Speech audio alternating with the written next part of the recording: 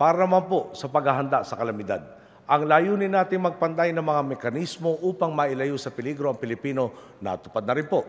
Mas matalas at detalyado na ang mga mapa, kaya mas eksakto na rin natutukoy ang mga mapanganib na lugar. At nakakapagbigay sila ng tama at napapanahong babala sa komunidad upang makapaganda.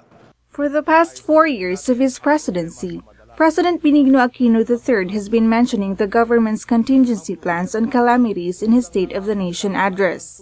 In the Philippines, disaster comes together in the forms of typhoon, earthquake, rain, and flood. For typhoon alone, the country is visited by an average of 20 each year. But how confident are the Filipino people with how the Aquino administration responds to these disasters? Sir, kung pwede lang nimo mapadali ang mga serbisyo para sa mga calamity funds nga kuan.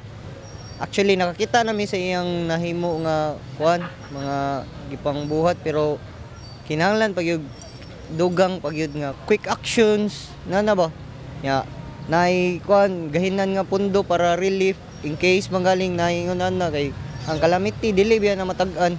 Ay naka-experience man min nya kanang murag dili kanang naghatag lagi sila sa like sa mga relief goods na kanang wa jud gitarong og distribute gani nga like sa among lugar nay murag usa ka room nga puno pa kay stock gani nga wa gyud gitarong og hatag nya nadaot na lang nya nakabarog na lang mi nya wa gihapon gitarong jud na gihapon ito nag-stock.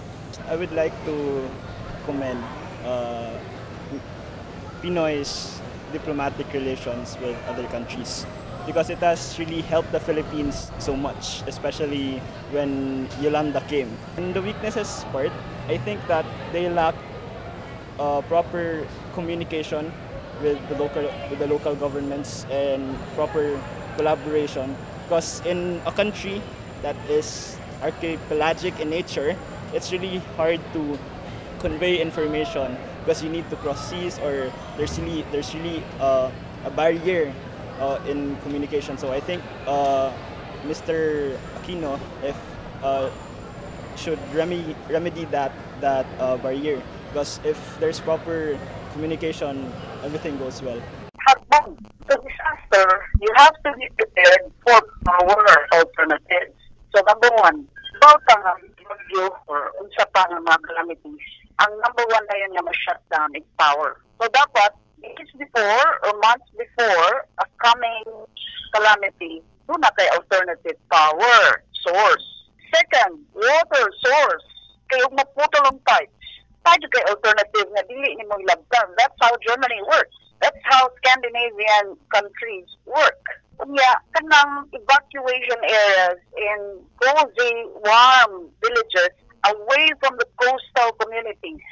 Kita dugay na nagpuyo sa Pilipinas, about 70% of our communities are coastal communities. So, una sa tanan, dugay naman na nagpuyo, may laki man ta, nilingkod man ta gobyerno, dapat na panahuna ta nga dunay kalamidad mo abot. Cebu has submitted its 10 billion recovery and rehabilitation and recovery program in March, but until now, the president has not signed the request for the funding. So what does that say? He's been slow to responding to the needs of the people affected by the earthquake and the typhoon. The responses came from the private sector. I've gone to the places that had been hit by the disasters, and I've seen the strong response from the private sector, from the international aid organizations, but very little or none at all from the national government. From 1 to 10, I'd say the president I'd give the president something like a 4.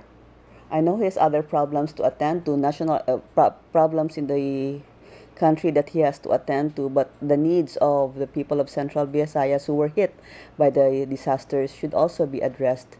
The president should also make his presence felt, should also make his leadership felt in these areas. Today, Aquino is set to report to his bosses the plans he has for the remaining 2 years of his term. Is the president still leading his people in what he calls matuwid na daan? Or have we been led astray?